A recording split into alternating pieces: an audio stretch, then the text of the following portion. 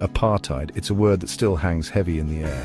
For decades, it was the law of the land in South Africa. Black and white separated, not equal. It was a system designed to oppress, to divide, and while apartheid officially ended in 1994, its scars run deep. The legacy of apartheid isn't just in the history books, it's in the very fabric of our society. It's in the economic disparities, the spatial segregation, the mistrust that lingers between communities. It's a ghost that continues to haunt us. But here's the thing about ghosts. They're not real. They're echoes of the past, shadows that loom large. And just like any shadow, we can choose to let it define us, or we can step into the light. South Africa has made incredible strides since the end of apartheid, but the journey towards true equality is far from over. It's a journey we must all take together, brick by brick, dismantling the remnants of that oppressive system. Let's talk about money, shall we? Because in South Africa, the color of your skin still has a lot to do with the size of your wallet. Economic inequality is one of the most visible legacies of apartheid. Black South Africans, who make up the majority of the population, are disproportionately affected by poverty and unemployment. Meanwhile, white South Africans continue to hold a significant amount of the country's wealth. This economic divide isn't just unfair, it's a major obstacle to building a truly united and prosperous South Africa. It means fewer opportunities for education, healthcare, and a decent standard of living for millions of our people. We can't talk about reconciliation without talking about economic justice. We need to address the systemic issues that keep Black South Africans trapped in a cycle of poverty. We need to create a level playing field where everyone has a fair shot at success.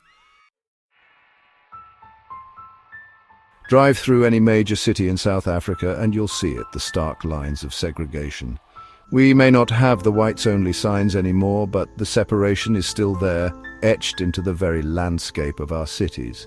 Townships, once sprawling areas designated for Black South Africans during apartheid, still exist. They are often located on the outskirts of cities, far from economic opportunities and essential services. This spatial segregation isn't just about geography, it's about opportunity. It means longer commutes, limited access to quality education and healthcare, and a sense of isolation from the economic heart of the city. It's a constant reminder of the divisions of the past, and it's a major barrier to creating a more integrated and equitable society. We need to bridge this spatial divide by investing in affordable housing, transportation, and infrastructure in marginalized communities. We need to create cities that work for everyone, not just a privileged few. Politics in South Africa has always been a high-stakes game. But in recent years, the political landscape has undergone a seismic shift. The African National Congress, the party that led the fight against apartheid, has seen its grip on power loosen. New parties have emerged, challenging the status quo and promising change. This has led to a more fragmented political landscape, with different parties vying for the support of a population that is increasingly disillusioned with the pace of progress.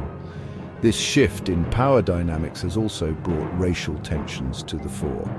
The wounds of the past are easily reopened, and the language of division is quick to surface, especially in the heat of political campaigns. It's a delicate dance, this transition to a more democratic and representative society, and it requires maturity, empathy, and a commitment to dialogue from all sides of the political spectrum.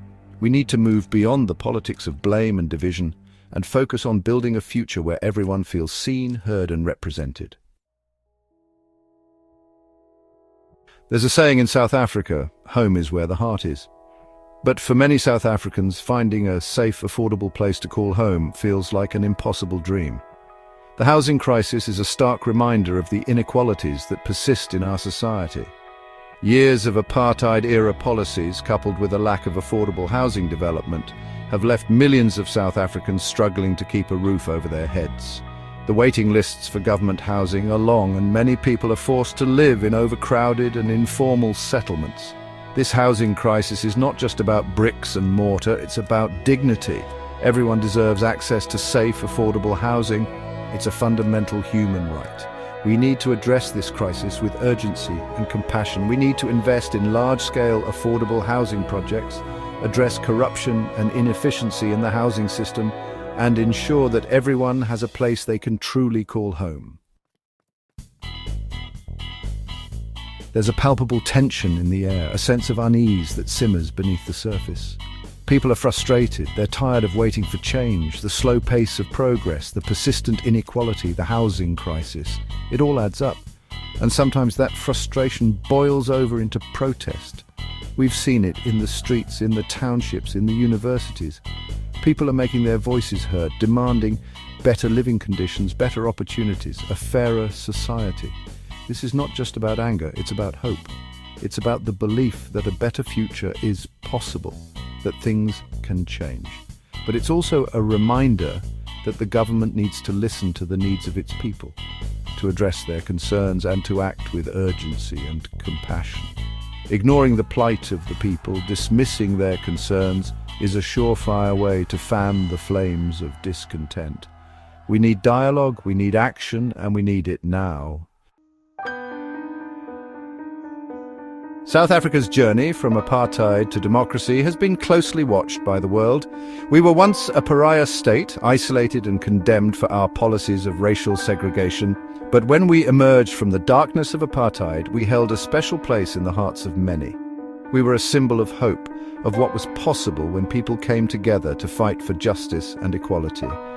The international community has continued to support South Africa in our efforts to build a more just and equitable society. But they're also watching, observing our progress and holding us accountable for the promises we made. We cannot afford to become complacent. We cannot allow the legacy of apartheid to define us. We have a responsibility to live up to the ideals that Nelson Mandela and so many others fought for. A South Africa that is united, free and prosperous for all.